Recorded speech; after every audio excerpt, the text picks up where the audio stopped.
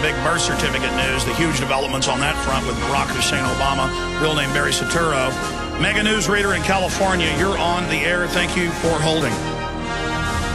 Alex Jones, good afternoon. Good to have you here with us. Say hi, Alex. Hi. Getting support from the Young Info Warriors. Awesome. Quick, I'm a Prison Planet TV member. Kudos to Jesse Ventura. V for victory, and I want to talk briefly about Barry Soetoro's speech last night. Okay. As a father of two girls, and Barack Obama also being a father of two girls, it makes me sick to my stomach that this guy, and I know he's a human, somewhere inside he's got to be human, for him to joke about the TSA. You know, what if his daughters went through the same experience that TSA just lost that court settlement over? You know, what if these women on The View had to have a cavity search? How funny would it be for them? It just makes me sick. It's like, well, they said there's no search that's too invasive on the show. Lie. That's a lie. They're just incrementally. Well, you notice that's the tactic. Obama made it a joke. The View made it a joke. I heard local radio make it a joke. That's the America jellyfish response that we're supposed to have to tyranny, is to make it a joke when somebody valiantly sues Homeland Security, and then Barbara Walters marveling, and the other women marveling that someone, you can sue them? How dare him? They're our kings. The smartest people I know, the people around me who go to college, who are nurses, who are doctors, have all been indoctrinated with this laughter response. You can show them facts. You can show them government documents, and instead of them wrapping their head around how evil this is, they just laugh, and it makes me sick to my stomach. Well, they're under a form of hypnosis. They're under a form of mind control. I wouldn't laugh at them. They're victims. But they have gibbering delight in the face of a threat. It's a super coward response. A regular low-level coward, knows they're a coward and gets scared and just shuts up because, ooh, that's scary. But real cowards, hardcore cowards, George Orwell wrote about this, engage in crime, stop, or doublethink. They decide the threat's a joke and tell themselves it's no big deal with cognitive dissonance. And then it's also kind of an elitist attitude that if they can laugh about it, it somehow gives them power. Good to hear from you. Leo in Mass, you're on the air. Hey, who's that guy here in the background on the radio? Go ahead. Leo. He's going to come there in a minute. Hi, hello? Hey, Leo, how you doing, buddy? Okay. Yeah, so... Listen, I want to be able to hear you, so turn your radio off. Yeah, I'm gone. In the View, the game they're playing... Hello? Yes, sir. You see, I finally figured out what's going on. Rush Limbaugh, Savage, Hasselbeck, they're all part of the same game. And some of us don't really see it. I see Limbaugh as the perfect liberal's caricature of what a conservative is. He gets national vision. Savage, he's a hateful against the Muslims, so he gets to go on. Hasselbeck, she is an idiot George Bush supporter who knows how to play ball, and so she stays. You see the game going on here? Oh, I see it, yeah. But I think the whole thing is that the people at large don't see this whole game. Plus, I think the really important thing is that at times we tend to pin the tail on only one donkey, but I see the donkey as being three hydra-headed donkeys, one of which being the Jesuit Vatican, and the other being the City of London and the Jewish Zionists in Israel. So, we have to see the donkey as having three heads, is what I'm saying. That's a scary donkey. I appreciate your call, Leo. Ridge Runner in Ohio. Then I'm getting into the big development on the birth certificate issue. We're going to play that audio clip coming up. Go ahead. You're on the air, Ridge Runner. Yeah, Alex is doing a great job. I saw the Puppet in Chief last night, and I would just say like what Gandhi said. First, they ignore you, then they ridicule you, then you resist them, fight them, and then you win. And you're doing a great job fighting them, and they're using ridicule to basically hypnotize everyone and make it, hopefully, go away. But Jesse Ventura's act of suing them, and Bob Barr coming up with it is a great thing. That's right. They're getting scared right now, Ridge Runner, and so they're trying every trick in the book. They're attacking, they're ignoring, they're ridiculing. They're basically doing it all at the same time, but you see that all the polls show no one is buying it. There's a small brain-dead group out there across this political spectrum, but it's never been, you know, the jellyfish, the spineless ones that change things. It was 5% that started and won the Revolutionary War. Really, 3% started it, 5% won it. We're in an info war, and if we can reach out to military, police, bureaucrats, and others, they're going to see they don't have a stake in the New World Order. They're going to see it's bad. They're going to know how evil it is, and they can just passively support us by getting info out, by speaking up a little bit, by educating others. All of us together, none of us have to save the world by ourselves. It's all of us just doing a little bit every day, and signifying and speaking up and not going along with this and spreading the word about good alternative media sources. Final point. Yeah, just an observation, connecting some dots. You had your first speaker there talking about the towers. You know, Shapiro made the point about absent, you know, an OKC, Oklahoma City, and a 9/11, Obama's, administration would be kaput. And it just seems so convenient. Here you have Napolitano. Lindsey Williams talked about that friend of his and going to Washington and offered a job, and then she didn't take it. And then Napolitano said something's going to happen. I can't tell you what it is. And then this stuff happens in her state. It's, there's mind control. He was obsessed with it, this Tucson guy. And I don't know, connecting some of these dots. No. In fact, you just reminded me. I heard chatter on this show, other shows, about something's going to happen in Arizona. Remember that in the months before? And Lindsey Williams? Wow, I'd forgotten about that. I appreciate your call. It's crazy.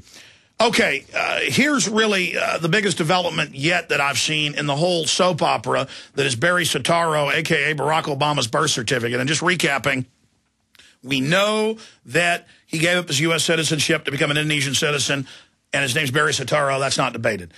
We know his grandmother in Kenya claims he was born there. We know that they never released the real birth certificate, but claimed that they had. Now they admit, okay, there's an original blueprint that has the footprints and the signature, and the governor, the incoming governor, a month ago said, Abercrombie in Hawaii said, I'm going to release it.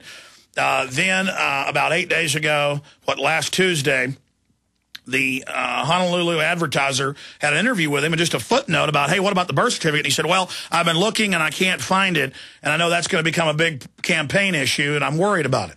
And we covered that, and Jerome Corsi covered it, and Drudge covered it, and it got really big. Now, a very well-known reporter, I've heard this guy for years, Mike Evans.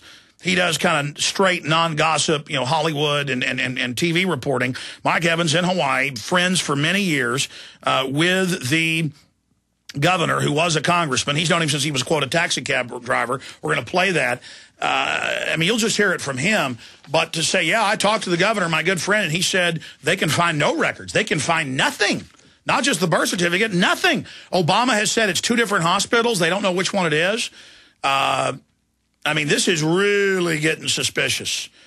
And even the receipt of the birth certificate, a lot of experts looked at it and said it was fake. So this is a big constitutional crisis, and it's now time for congressional hearings on this. Let's go ahead and play part of this radio clip on KQRS-FM with them talking to the reporter who talked to Neil Abercrombie. And again, the reporter is Mike Evans, a Hollywood reporter. Here it is. Next item, no show business, but I have a personal interest, so I thought I'd share it with you. Former U.S. Congressman from Hawaii, Neil Abercrombie, has been a friend of mine for decades. In fact, when I first met Neil, he was driving a cab in Honolulu. Well, Neil and I spent a lot of time together in Washington, D.C. during Obama's inauguration. Neil told me then that he was going to run for governor of Hawaii. He had enough of being a U.S. congressman. He also told me that stories, and he told me many times after Barack became famous, that when he was in college, going to the University of Hawaii, he was a friend of Barack Obama's dad. And he remembers Barack Obama as a little kid. He used to call him Barry. In fact, I did a TV interview with Abercrombie at C-SPAN the day after the inauguration, and we had a we had to stop twice because he referred to the president as Barry, which after he did, he said, I got to call him the Mr. President. Well, Neil promised me that when he became governor, he was going to cut through all the red tape. He was going to get Obama's birth certificate once and for all and end the stupid controversy that he was not born in the United States. Yesterday, talking to Neil's office, Neil says that he searched everywhere using his power as governor at the Kapiolani Women's and Children's Hospital and Queens Hospital, the only places kids were born in Hawaii back when Barack was born. There is no Barack Obama birth certificate in Hawaii. Really? Absolutely no proof at all that he was born in Hawaii. Wow. Now, he went out, he loves Obama. I mean, he purposely did this to get rid of that question. Now, got some egg in the face. I mean, now he admits publicly that there is no birth certificate. Honestly. Well, and Mike, the addendum to that is there's this story of there was a birth announcement, but it's been explained his grandparents could have called the newspaper and said, hey, our grandchild was born. And he didn't have to be born in Hawaii for that. So it's raising the issue again. Absolutely. After it seemed to be put to bed. And I asked him, I go, well, when do you remember Barack? When your first memory? And he goes, I remember him playing like in a T-ball league. And I go, like, well, how old? He was like 5 or 6, something like that. I go, what about before that? He goes, I don't really remember him much before that, which I thought was very odd. Oh. Really? Anyway. Okay, we're going to go to break, and it goes on. The full clip's up at Infowars.com, and the article, Abercrombie admits failure to discover Obama's birth certificate. Hi, this is Alex Jones. Did you know that the global elite are now storing non-hybrid seeds in secret storage vaults near the Arctic Circle? Did you know that in a real meltdown, non-hybrid seeds can become more valuable than silver or gold? It's true, seeds have outperformed even gold and silver before in this country, and it's possible that could even happen again. So our friends at Solutions from Science have put together the perfect mix of non-hybrid seeds. They call it a survival seed bank, and it can produce an endless supply of nutrient-dense food for you and your family. And here's the best part. These seeds have not been genetically modified in any way, and you actually get enough seeds to plant a full-acre crisis garden. So visit them today at survivalseedbank.com. That's survivalseedbank.com, or give them a call at 877-327-0365. That's 877-327-0365. Remember, in a real crisis, non-hybrid seeds are the ultimate barter item. This is Alex Jones for survivalseedbank.com. Gold isn't for you? Ted Anderson, president of Midas Resources, one of the world's premier gold and precious metal investing firms. I get it. You wouldn't buy gold if you believed that the government is doing a great job, that the Fed will stop handing out trillions of dollars like bailout candy, that Social Security would be there for you. That's not what's happening. You might even pass on gold if the stimulus package wouldn't fuel inflation, or that the dollar wouldn't lose value, or that your retirement would be secure. If all looks rosy to you, then now is not the time to buy gold. For the realist, there have never been more sobering reasons to diversify with gold. Since 2001, the U.S. dollar index has tanked 30% while gold has risen 300%. Right now, savvy investors are adding gold to their portfolios. You should too. Find out what they know. Call us and I'll send you 10 reasons why gold will do very well, free. 800-686-2237. 800-686-2237. That's 800-686-2237. Hundreds of nations have fallen to tyranny in the last century alone. This is our last chance to not relive history. As we're finishing off this agenda, they'll be pulling the rug from underneath Americans at home. They have tremendous influence on our president and Congress, and they really are calling the shots. I think it's incumbent upon all of us as American citizens to pay attention. Fall of the Republic identifies the enemies of our nation, the criminal offshore cartel, hell-bent on destroying sovereignty and on its ashes constructing